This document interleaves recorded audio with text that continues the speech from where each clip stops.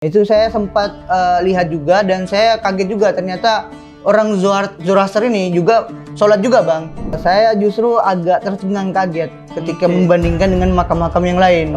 Itu makam-makam lain kan agak tertutup, ada bangunannya, sedangkan makam Imam Ghazali waktu itu ya berada di tengah-tengah padang lah gitu. Siapa yang ngambil HP saya? Gitu. Dan dari teman orang-orang Irani yang agak ngeselin katanya ikhlaskan saja sudah hilang. Nah itu saya sedikit emosi sudah di situ.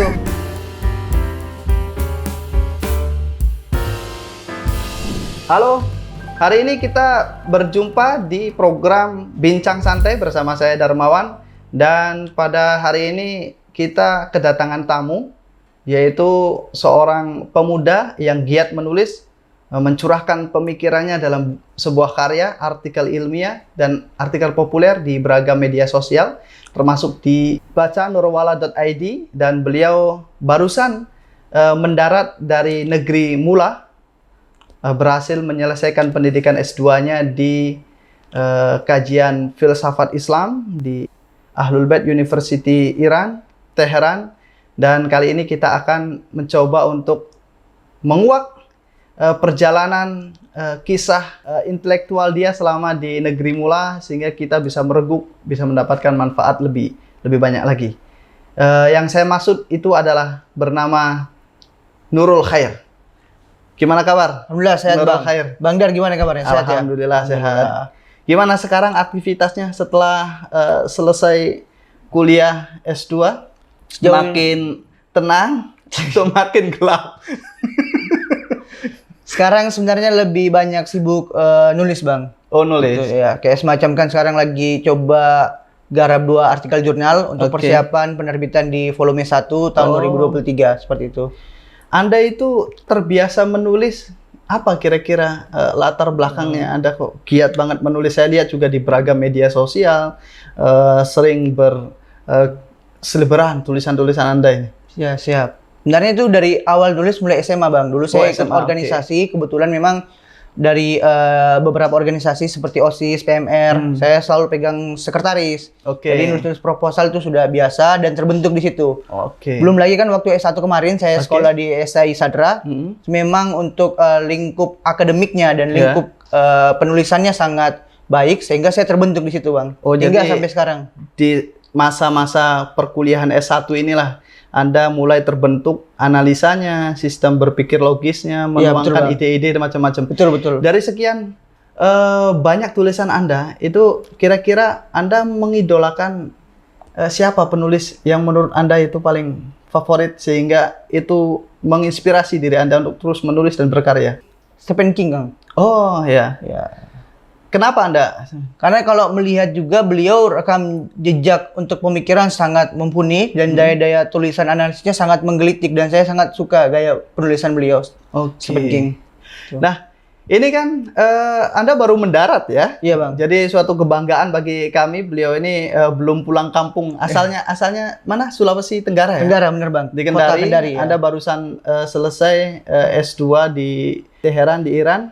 Kemudian Anda datang ke Nurwala. Ini suatu kebahagiaan bagi kami.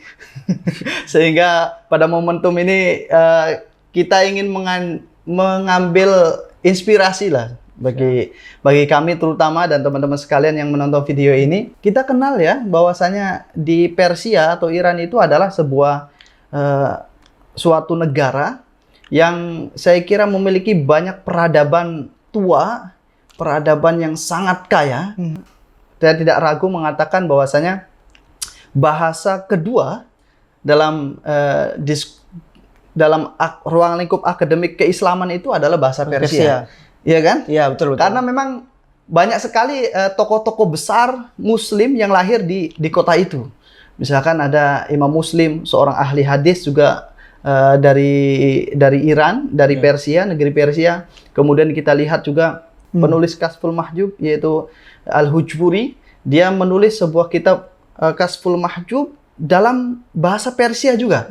Ruang lingkupnya bahasa Persia, membahas tentang diskursus tentang keilmuan tasawuf, yang kitab itu menjadi rujukan banyak ulama dalam bidang kajian tasawuf. Dan banyak sekali. Kemudian kita juga di perpustakaan Nurwala ada ada kitab Masnawi Maulana Jalaluddin Rumi, juga dia menulis syair-syairnya dengan menggunakan bahasa Persia. Ada lagi Imam Ghazali mungkin ya, kalau kita kenal Imam Ghazali itu dia menulis kitab di antara kitab Ihya yang populer itu juga ada satu kitab risalah, kitab penting, yaitu bernama kitab Kimia Usada. Ya, Kimia Usada itu kan ditulis oleh Imam Ghazali dengan bahasa Persia, dan banyak lagi kitab-kitab berbahasa Persia yang mendiskusikan tentang pemikiran-pemikiran Islam. Lah, Anda termasuk orang beruntung mungkin ya, bisa belajar di sana, kemudian bisa menguasai bahasa Persia, sehingga itu bisa menjadi alat untuk menelisik, menguak lebih dalam lagi khazanah Islam yang sangat luar biasa, saya kira. Lah, saya mau bertanya pada Anda, kenapa dari sekian universitas Islam ya? Kita tahu ada pusat kajian Islam tuh ada di selain di Iran itu ada di Mesir, kemudian ada di Arab Saudi, di negara-negara yang lain. Kenapa Anda memilih kuliah S2 di Iran? Siap Bang. Awalnya itu kan pertama memang ketika saya lulus S1, itu kan saya sempat juga searching dan melakukan perbandingan mengenai kajian-kajian dan budaya-budaya filsafat yang ada di Timur Tengah. Dan memang pada saat itu saya punya teman juga sedang kuliah di Al-Azhar Kairo. Nah, kita banyak diskusi dan saya juga sering bertanya mengenai bagaimana kajian filsafat yang diajarkan di sana. Dan memang teman saya waktu itu menjelaskan bahwasanya kita lebih banyak menjurus pada permasalahan-permasalahan filsafat barat, seperti Aristoteles, Plato dan sebagainya. Adapun untuk kajian di wacana filsafat Islam sendiri, mereka baru sampai di Ibn Rus. Nah, ini kan salah satu sebenarnya perbandingan bagi saya ketika saya kuliah S1. Justru saya sudah melewati pembahasan Ibn Rus seperti ada Surawardi dan Mullah Sadra, bahkan tokoh-tokoh Neo Sadrian seperti Tobatawi dan Taqi Misbah. Dan ini juga menjadi salah satu itu yang alasan mendorong Anda ya? Alasan saya untuk lanjut di Iran. Karena pertama memang literatur filsafatnya begitu kaya dan kajian-kajiannya tidak sampai ke pembahasan Ibn Rus Bang di abad pertengahan itu, sehingga memang saya butuh satu dorongan pembahasan untuk menyempurnakan apa yang saya dapat di S1 kemarin. Dan langkahnya memang saya ambil waktu itu di Iran Bang. Di Iran. Seperti itu. Nah, ini kan tidak mudah ya kita yang orang Indonesia kemudian belajar di Iran, tentu butuh berdialektika dengan budaya karena sangat secara budaya, secara bahasa, budaya itu juga berbeda antara Indonesia dan Iran. Nah, itu Anda kira-kira berapa bulan ya bisa menyatu dengan masyarakat itu? Siap. Untuk menyatu ke masyarakat, karena memang saya dulu program bahasanya di perkampungan Bang. Jadi kita ini ada sekitar 20 orang warga negara asing, dalam artian bukan warga negara Iran. Ada Indonesia, Afghanistan, ada juga dari India dan sebagainya. Dan waktu itu memang kita ditaruh di perkampungan sekitar di wilayah perbatasan antara Tehran dan Qum. Situ ada perkampungan namanya Islam Shar. Iya, di situ kita ditaruh di situ dan kita langsung belajar bahasa selain di kelas bahasa. Dan juga kita bagaimana bisa membaur ke masyarakat, dan di situ Bang kita membaur masyarakat karena memang dekat dari pusat belajar bahasa. Jadi memang untuk pergaulan sendiri, seminggu atau 2 minggu kita sudah menyatu ke masyarakat karena kebutuhan kita juga kan dengan masyarakat seperti membeli beras dan sebagainya itu di warung-warung atau di pasar-pasar biasanya. Jadi memang ada manfaat tersendiri Anda berada di kota kecil ya. Kota kecil sehingga interaksi antara satu masyarakat dan yang lain itu intens yang ada dalam diri Anda, dan itu mengolah kemudahan bagi Anda untuk belajar bahasa, budaya, macam-macam. Betul. Dan mungkin saya pikir salah satu alasan kampus juga Bang. Kenapa kita taruh di wilayah perkampungan? Karena masyarakat perkampungan begitu aktif. Gitu. Sehingga memang kampus berpikir jika ditaruh di perkampungan mungkin bisa lebih membaur dan bisa memahami bagaimana dinamika penggunaan bahasa yang baik dan benar di tengah masyarakat. Sebelum kita bicara panjang lebar ya, Anda kan beasiswa atau biaya pribadi guys? Saya beasiswa alhamdulillah. Bagaimana tuh kira-kira supaya mungkin di antara teman-teman yang nonton ini bisa mendapatkan peluang untuk belajar di sana dengan gratis ya? Iya. Jadi kemarin tuh saya sebenarnya juga dari kampus. Oke. Satu Oh, ditawarkan oke. karena memang dari kampus Ahlul Bait University ini sempat melakukan sosialisasi. Oke, di Gitu. Indonesia ya, Ya, di di beberapa Indonesia. perguruan tinggi Indonesia. Ya, dan waktu itu memang saya tertarik setelah melakukan diskusi dengan teman saya yang di Oke. Kairo itu. Tertarik dan saya juga sempat menghubungi teman saya yang ada di Iran Oke. dan kebetulan satu kampung dengan saya, Bang. Lagi kuliah di sana jurusan HI. Iya, oke. Ya, saya tanya bagaimana cara pendaftarannya. Ada tes wawancara, yang kedua ada tes tulis, waktu itu masih bahasa Inggris tes tulisnya. Oke. Dan ketiga tentu ada tes mengaji atau hafalan. Oke. Ya, dan surat rekomendasi terakhir. Terakhir Seperti itu. rekomendasi. Iya. Tadi kan ada di Ahlul Bait University ya, Benar, Teheran Bang. ya. Teheran.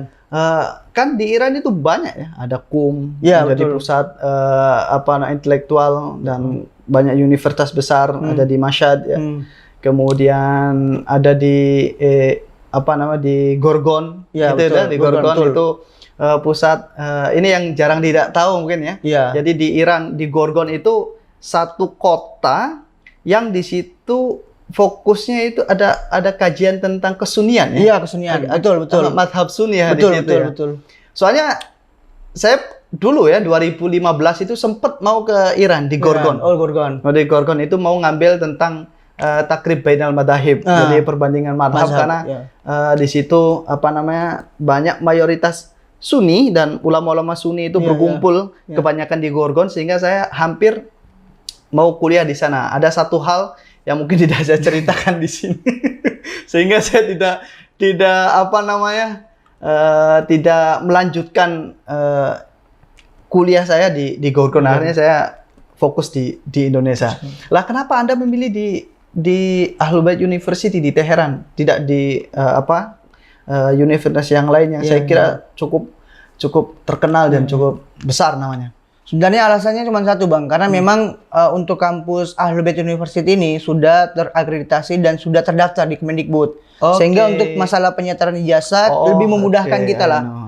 Gitu. Dan untuk masalah sirkulasi pembelajaran juga sangat mudah, Bang. Karena memang dosennya itu menggunakan bahasa-bahasa yang mudah kita pahami. Oke. Seperti itu. Dan yang kedua memang untuk masalah ijazah, Oke. masalah tempat tinggal, mereka lebih memberikan yang lebih lah. Kalau saya pribadi, Bang, melihatnya. Oke, jadi kalau di sana itu Anda selain melihat secara kualitas juga secara realitas ya. Iya, betul, Bang. Secara realitas sudah berkolaborasi dengan universitas-universitas yang ada di Indonesia juga, sehingga iya. lebih memudahkan Memudahkan, ketika Anda betul. sudah selesai keluar gitu. Betul, betul, Bang. Lah, ini saya selama kuliah itu ada ini enggak tantangan sama rintangannya? Anda termasuk, saya kira termasuk cepat ya, dalam waktu 3 tahun ya. Iya, Bang. 3 tahun, 1 tahun itu artikulasi bahasa Artikulasi, mungkin. iya, betul. Kemudian 2 tahun Anda kuliah dan saya kira cukup cepat dalam waktu 2 tahun fokus kuliah Anda selesai di S2. Iya. Itu apa tantangan dan rintangannya? Dan tantangannya itu, Bang, lebih banyak di bahasa, Bang. Soalnya kita kan setahun itu kita murni belajar bahasa. Dari kita belajar abjadnya, Oke. huruf-hurufnya, atau angka-angkanya dan sebagainya. Dan ketika dinyatakan lulus dari kelas bahasa, kita langsung ditempatkan di setiap fakultas-fakultas. Ambil contoh saya Fakultas Ulumi Islami, Oke. ilmu-ilmu keislaman. Di situ ada filsafat, sejarah, dan ada irfan dan tasawuf. Nah, ketika masuk jurusan filsafat di hari pertama kita sudah diminta untuk menulis makalah. Ini tantangannya. Kita baru lulus tahun. Baru belajar bahasa, diminta itu juga menulis makalah. baru secara lisan ya, Iya, baru secara baru tulisan. Heeh. Itu akhirnya- bagaimana Anda menyelesaikan problem itu? Nah, akhirnya untuk menyelesaikan masalah tersebut, saya setiap malam tuh diskusi sama teman-teman orang Afghanistan. Memang karena bahasa mereka dekat, walaupun logatnya berbeda seperti Indonesia dan Malaysia lah. Gitu, bahasa mereka dekat tapi logatnya berbeda. Akhirnya setiap malam saya diskusi sama mereka terkait dengan pembahasan ini, apa yang perlu saya bahasakan dan apa yang perlu saya presentasikan nantinya ke depannya. Dan itu alhamdulillah teman-teman di sana benar-benar solid dan membantu saya, Bang. Itu sangat menjadi salah satu memori yang tidak bisa terlupakan. Oh, jadi teman-teman sebenarnya Afghanistan. hal rintangan itu tergantung diri kita ya. Betul. Kalau kita mau bergerak, mau terus belajar, mau terus menggali pengetahuan, mau terus membuka diri untuk menyerap segala informasi itu, ya kita akan terbantukan nanti sendiri. Iya. Ya. Dan orang-orang sekitar pun akan juga mengikuti bagaimana mereka bisa membantu kita, Bang. Seperti itu. Lah selama kuliah di Iran ada pengalamannya tidak mengenakan Anda? Tadi kan enak-enak melulu. Iya, ya. iya. Yang tidak enaknya bang, HP saya pernah hilang. HP? Iya, Oke. ponsel saya hilang di bus waktu itu. Karena waktu itu memang saya sedang jalan sama teman. Oke. Suasana lagi pulang kerja. Tiba-tiba ketika mau turun dari bus. busway lah kalau istilah sini, itu hilang gitu. Saya sempat masuk kembali dan teriak, siapa yang ngambil HP saya? Oke. Gitu. Dan dari teman orang-orang Irani yang agak ngeselin katanya ikhlaskan saja sudah hilang. Nah itu saya sedikit emosi sudah di situ. Dan saya sempat bilang saya ini orang luar. Orang luar? Orang luar. Kenapa nggak ada yang bantu? Tapi masih cuek aja bang. Ikhlasin aja gitu. Iya. Waduh. Saat itu saya udah kayak agak kesal turun Oke. dari bus. Tapi alhamdulillah ada orang baik, Oke. orang Indonesia yang menanyakan harga HP-nya berapa. Oke. Biar kita belikan katanya. Alhamdulillah orang Jadi baik. Anda ketemu dengan orang Indonesia, orang Indonesia itu yang Anda maksud sebelumnya Anda udah kenal atau belum? Udah kenal. Oh, udah kenal. Oh, jadi diganti sama itu. Diganti. Karena memang- akhirnya Anda benar-benar mengikhlaskan nggak? Sebenarnya enggak, karena saya rugi data sebenarnya bang. Banyak data yang saya yang hilang dari saya. Oh. Seperti itu. Selain itu Anda pernah kelaparan nggak di negeri orang? Laparan pernah bang, laparan pernah. Bagaimana? Bisa diceritakan? Itu waktu itu kan memang lagi musim dingin juga bang. Oke. Oh ya, Gitu. memang kalau di sana berapa ininya? Musimnya. Musimnya berapa? Ada 4 bang. Ada Oh, musim 4. semi, Oke. panas, gugur, dan dingin. Nah, memang musim dingin ini kan kita memang kayak gimana ya, cepat lapar kayak begitu ya. Oke. Sedangkan kita nggak ngapa-ngapain juga. Nah itu kita cepat lapar, kelaparan. Saya rencana mau keluar waktu itu, Oke. tapi di luar lagi salju, Oke. lebat. Dan kan banyak mobil yang pengangkut salju itu bang, yang truk itu, yang Oke, ha. ratain jalan. Dan itu pihak kampus informasinya nggak bisa, jangan dulu keluar karena lagi Oke. ada perbaikan jalan, lagi ada pembersihan salju. Dan waktu itu memang kita lagi kelaparan waktu itu. Dan itu kan kita sempat diskusi juga sama satpam. Kira-kira bisa nggak nyuruh orang-orang ini yang tukang salju ini kan beliin kita aja udah, kita kelaparan Karena nggak bisa keluar ya? Iya betul bang. Tapi alhamdulillah waktu itu memang setiap kesulitan pasti ada jalan lah. Oh gitu. Iya. Ya memang janjinya Tuhan kan gitu Iya. ya. Dan Ada satu kesulitan datang beragam kemudahan. mudahan ya. Dan memang waktu itu ketika kita lagi diskusi sama satpam, ada ustadz yang dengar. Oke. Waktu itu memang ustadznya juga sambil jualan kantin. Oh. Akhirnya kita disodorin roti gitu. Oke, gratis tuh? Iya, gratis. Ini roti makan dulu gitu kalau mau. Oke. Akhirnya kita ambil rotinya, Bang. Gitu. Ini ada pertanyaan yang menarik menggelitik di kepala saya nih. Di Iran kan itu ada kepercayaan lokal ya, Iya, iya. agama sebelum datangnya Islam itu Iya, kan iya. ada Zoroaster ya. Iya, betul. Lah, selama Anda di sana berjumpa nggak, berdialog dengan Orang penganggur Zoroaster itu. kemudian Anda mendapatkan pengalaman tertentu dengan mereka, belajar atau gimana? Atau dan kehidupan orang Zoroaster di sana seperti apa? Karena kan Iran sekarang udah menjadi Republik Islam Iran ya. Iya, betul. Nah itu bagaimana Anda melihat umat-umat selain Islam ya di sana diperlakukan oleh bangsa Iran itu? Untuk agama lokal sendiri, masalah komunikasi, diskusi jujur untuk agama Zoroaster saya belum pernah langsung ngobrol langsung Bang, Oke, ya. sama orang-orang penganut Zoroasternya. Tapi kalau masuk ke tempat mereka ibadah, Tempat ibadah. Otashgade lah namanya. Apa? Otashgade. Oh, Tashkade, Iya, oke. tempat mereka beribadah dan juga memang melihat bagaimana ajaran-ajaran dan kitab-kitabnya pun saya lihat. Oh, Walaupun ada. cuma covernya ya Bang, belum. Oh, oke. Saya nggak buka isi Kenapa dalamnya. Anda tidak buka? Takut iman Anda tergoyahkan? Enggak. Karena waktu itu saya datang museumnya Bang. Oh, Gitu. kok museumnya? Museum, Oh, tapi museum, museum oke. Zoroaster gitu, tapi ada kitabnya waktu itu. Hmm. Itu saya sempat lihat juga dan saya kaget juga ternyata orang Zoroaster ini juga sholat juga Bang. Oh, Ada peribadahannya dan mereka Peribadahannya, kalau nggak saya keliru 5 waktu justru. Oh, 5 waktu. Iya 5 waktu. Seperti Hampir itu Bang. Waktunya sama dengan Muslim. Hanya kok- dengan umat Islam. Kayaknya mereka ada waktu tengah malamnya ibadahnya Bang. Oh, gitu. Kayak gitu. Kalau saya nggak keliru ya, waktu itu saya datang di kota Yas. Tepatnya di Otashgade-nya. Api kehidupannya itu masih ada ya? Iya, menyala? masih ada. Tapi kepercayaan mereka itu meyakini bahwasanya ini api abadi masih ada dan Masih perlu untuk dijaga. Dan tidak pernah padam gitu ya, Iya. kepercayaan mereka ya? Iya. Oke. Sekarang kan Iran lagi ini ya, lagi apa namanya? Isu politiknya luar biasa ya. Nah, itu bagaimana Anda ketika waktu itu kan Anda datang ke sana di tahun berapa? Tahun 2019 akhir, Bang. 2019 itu ada peristiwa pengoboman jenderal ini ya, berarti Iya, jenderal Qasim siapa? Sulaimani. Qasim Sulaimani. Iya, Jenderal Qasim Sulaimani. Hmm. Nah itu bagaimana suasana di sana? Iya. Anda terasa ini nggak? Terasa was-was dengan keadaan seperti itu? Apakah akan terjadi perang antara Iran dengan Amerika? Itu Gimana Anda? sempat ramai kan ya di media-media Indonesia. Sebenarnya waktu almarhum Jenderal Qasim Sulaimani wafat, Sayyid gitu. Sebenarnya kita tidak terlalu merasakan sebenarnya, tidak terlalu merasakan adanya keributan, peperangan. Karena Anda baru datang waktu itu. Iya, baru datang dan kita pun masih asik main salju waktu itu. Jadi tidak ada kepikiran dan memang suasana saat itu Bang masih adem ayem aja. Paling kata teman-teman yang ribut di perbatasan. Di perbatasan. Iya, ya kan kita di tengah kota adem ayem aja, tidak ada masalah gitu, aman-aman saja. Katanya Anda punya cerita baru datang kemudian disuruh pulang lagi. Nah, itu waktu gimana? Covid juga, Bang. Kebetulan Covid, Qasim Sulaimani juga bersamaan juga waktu saat itu. Nah, itu kita baru datang 2 minggu.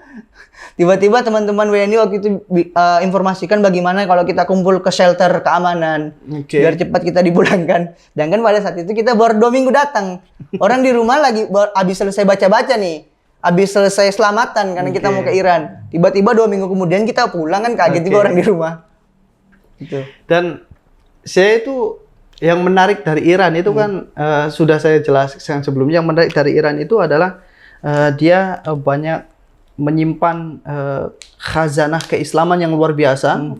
Karena kita ketahui bahwa banyak literatur tentang keislaman itu dihasilkan, dikembangkan oleh Persia ya. Iya, betul. Kita kenal ada Imam Muslim, itu juga dari Persia yang kemudian dia menjadi seorang ahli hadis yang luar biasa. Kemudian ada Fadruddin Attar yang menulis tentang Mantiqut Thayyar. Ya. Itu kan dari Persia juga. Iya, betul. Kemudian banyak sekali ada Imam Ghazali, itu kan berasal dari negeri Tus ya. Iya, kota Tus, betul. Imam Ghazali penulis Ihya yang saya kira sumbangsinya luar biasa. Dan dia juga selain menuliskan kitabnya dalam bahasa Persia, dia juga menuliskan kitab-kitabnya dalam bahasa Arab.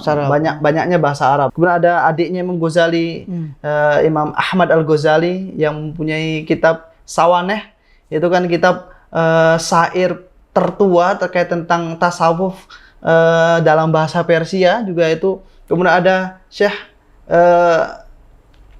siapa yang menulis tentang Manazilus Sairin? Syekh Abdullah Ansari ya. Syekh Abdullah Ansari juga dia dari Persia. Ibnu Sina juga ya. Ibnu Sina juga itu kuburannya di sana ya. Iya, betul Bang. Nah, selama Anda berada di kota ilmu pengetahuan peradaban Islam di Iran itu, Anda sempat berkeliling kemana aja? Apakah Anda fokus kuliah saja atau gimana? Bisa diceritakan? Siap. Dari saya sambil kuliah sambil traveling juga, Bang. Ya, karena memang memanfaatkan kan kita masih di luar nih.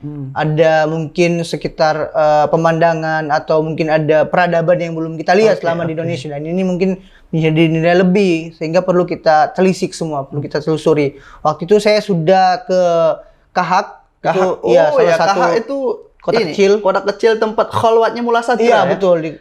Di kota Kahak saya pernah ke sana, terus saya juga ke makam Ibnu Sina, Hamedon. Masih terawat dengan baik. Masih terawat makam Ibnu Sina, alhamdulillah hingga hari ini. Kemudian saya juga banyak orang ziarah juga di sana. Masih banyak, Bang. Oh, Anda sempat ziarah di sana ya. Ya. Selain itu, kemudian saya ke 2 penyair besar Persia, ada Sa'di dan Hafez. Terus saya datang ke sana dan memang dua-duanya terawat ini. Karena Sa'di kan ini salah satu penyair atau sufi yang memang sangat berpengaruh di Iran. Anda sempat berkunjung nggak di makamnya Al-Ghazali itu kan? Sempat, Bang. Di Tus ya? Ya, di kota Tus. Saya sempat berkunjung ke sana sekaligus ke Hurumiyahnya. Ada pengalaman apa? Untuk pengalaman saya pribadi sebenarnya ketika berkunjung ke makam Imam Ghazali ini mungkin salah satu saran juga bagi kita semua. Mungkin saya justru agak tercengang kaget ketika membandingkan dengan makam-makam yang lain. Itu makam-makam yang lain kan agak tertutup, ada bangunannya, sedangkan makam Imam Ghazali waktu itu ya berada di tengah-tengah padang lah gitu. Padang hanya berlapiskan, tidak terawat gitu. Kalau saya pribadi melihatnya kayak kurang terurus aja, Bang. Hanya beratapkan seng dan juga ada penyangga kayu di situ. Gitu. Dan itu waktu saya datang saya sempat kan pertama saya datang itu masih ada sengnya. Jadi Anda berkali-kali datang ke sana? Iya. Oke, Saya Imam datang Ghazali. masih ada sengnya. Oke. Dengan supir yang sama. Supir yang Saya sama. datang lagi kan kedua saya kontak lagi supirnya. Saya bawa teman ini dari Teheran. Oke. Bisa nggak kira-kira bawa lagi kita ke makam Imam Ghazali? Oke. Katanya bisa. Datang nggak ada sengnya. Saya sempat bertanya, kok ini nggak ada sengnya? 3 bulan yang lalu kita datang ada sengnya. Iya. Dia beranggapan bahwasanya sudah dicuri sengnya. Nah itu kita kaget. Kita kaget tapi sambil ngakak. Kok bisa-bisa aja seng dicuri nih? Kayak gitu bang, gitu. Tapi memang Jangan-jangan ada orang mungkin dikiloin mungkin. Itu sempat kaget kita. Dan teman-teman saya pun tercengang. Oke. Gitu. Tapi memang di papan informasi memang di situ tertulis masih mansub bang. Oh, jadi ini ada kemungkinan bukan di situ makamnya Iya, Ghazali. iya. Oke. Kemungkinan bukan di situ, tapi ada juga sebagian berpandangan sebenarnya itu makamnya, Bang. Jadi banyak polemik sebenarnya. Ada yang bilang bahwasanya itu cuma makam kerabatnya. Kerabatnya. Karena oke. memang di situ ada 2 makam, Bang. Gitu. Antara makam adiknya atau makam ayahnya. Tapi ada yang berpandangan di kanan itu makamnya Imam Ghazali, yang Oke. sebelah kiri itu makam ayahnya. Oh, Gitu. oke. Jadi memang masih ragam perspektif. Jadi memang kalau kita cerita tentang Al-Ghazali kan dia dari TUS, kemudian dia traveling ke beragam kota-kota besar untuk mendownload ilmu pengetahuan, lalu dia kembali lagi di masa tuanya Iya. di TUS ya di situ. Saya kira kemungkinan besar itu adalah makamnya ya. Kayak Mullah Sadra sendiri itu makamnya bukan di Persia ya? Betul, Mullah bukan, Sadra. Bang. Itu di kota Basroh kalau saya nggak keliru. Oh iya, Di karena Irak. memang saya baca buku tentang sejarah yang ditulis oleh Syekh Hussein Nasr tentang Mullah Sadra itu ada cerita bahwa Mullah Sadra itu dia sering kali melakukan ibadah haji dengan jalan kaki dari tempat dia Kahak, ya. keluar. Dari tempat itu kemudian dia di catatan itu ada sampai 8 kali. Lah ke-8-nya itu dia dalam perjalanan kaki itu naik hajinya pakai perjalanan kaki dari Kahak ke Makkah Mukarramah dan wafat ketika pulang, dan itu di Basrah katanya demikian. Iya, iya. Lah ini satu hal yang saya kira Anda sangat beruntung bisa belajar di sana, bisa mendapatkan alat baru untuk menguak keilmuan Islam dengan Anda miliki dengan bahasa Persia. Nah itu sekarang setelah Anda di Persia, ada hal yang baru nggak dalam diri Anda? Gimana maksudnya ini, Bang? Hal yang baru itu merasakan lebih memiliki pengetahuan lebih, atau sehingga memudahkan Anda untuk mengakses kitab-kitab yang dulu Anda belum pernah akses. Iya, iya. Kalau itu mungkin pasti, Bang, karena kan kita selama di sana itu komunikasinya dan juga belajarnya itu pakai bahasa Persia. Dulu saya belum belum bisa. Alhamdulillah setelah pulang dan selesai di sana, saya sedikit familiar dan juga alhamdulillah sedikit memahami berbagai bacaan-bacaan filsafat dalam bahasa Persia atau dalam bahasa asli para filosof lah, yang memang muktabar atau terkenal seperti Mullah Sadra atau Neo Sadrian seperti Taqi Misbah dan sebagainya. Yang kedua juga memang kita perlu belajar juga bagaimana masalah kebudayaan di luar kita, di luar Indonesia, bagaimana masyarakat Iran ini membangun budayanya, bagaimana sosialisasi mereka dengan masyarakat, itu juga menjadi nilai lebih, jadi peluang bagi kita yang telah belajar atau sedang belajar di sana. Di satu sisi juga kita perlu melihat bagaimana perkembangan dinamika antara masyarakat beragama dari agama Islam dan non-Islam. Non-Islam. Itu saya punya pengalaman menarik waktu itu saya datang ke kota Shiraz. Itu Shiraz itu dia kelahirannya Mullah Sadra. Iya, kota kelahiran Mullah Sadra. Waktu itu saya naik taksi dan waktu itu lagi musim Arba'in. Jadi orang semua ziarah ke Irak. Kita datang ke Shiraz waktu itu. Nah, waktu itu teman saya bertanya, "Kenapa Anda tidak berziarah di musim ziarah ini?" Beliau berpandangan bahwasanya saya non muslim waktu itu. Non muslim. Terus kita tanya apa agamanya? Zoroaster waktu itu. Zoroaster. Nah, waktu itu sopir itu menanyakan balik kepada kami, kalian agamanya apa? Islam gitu. Terus beliau berpandangan Islam, Zoroaster ataupun bukan Zoroaster ataupun Islam itu sama semua. Gitu. Kita sedang mencapai satu tujuan yang sama walaupun metodenya berbeda. Oke. Seperti itu. Itu mungkin bisa kita pakai analogi Pak Haidar ketika Islam datang dan agama-agama cahaya bukan melemahkan cahaya agama-agama lain, tapi justru menerangi cahaya-cahaya agama lain seperti ibaratnya matahari dan bulan. Seperti itu. Jadi intensitas cahaya bintang, cahaya bulan saat ada matahari itu terserap sama cahaya matahari. Betul. Yang kemudian kita analogikan matahari ini adalah Islam itu. Ya. Dan ini uniknya Bang, orang-orang sopir pun bisa berpikir seperti itu. Oh, berpikir ini plural. Iya, terbuka pemikirannya. Dan kita pun sangat mengapresiasi waktu itu memang. Ya, kita ingin coba berbicara tentang budaya ya, kebudayaan. Iya. Kalau di Indonesia kan, kalau misalkan ada orang yang meninggal itu biasanya ada tradisi doa bersama. Iya. Tradisi ziarah. Itu kan tadi walaupun kita sudah singgung dengan ziarah.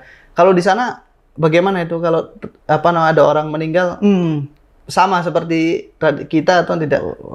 Setiap tempat kan pasti memiliki budaya yang berbeda Bang gitu. Waktu itu memang saya sempat sama teman saya berziarah ke Kota Qum.